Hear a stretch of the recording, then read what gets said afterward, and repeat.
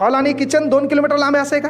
हॉलच्या बाजूलाच किचन असेल ना, पण हे तिघं कसे आहेत? आणायचं काय आहे? आता तिघांनी मिळून ठरवलं काय की जे आपल्यात पहिलं कोणी बोलल त्यानं मीठ आणायचं.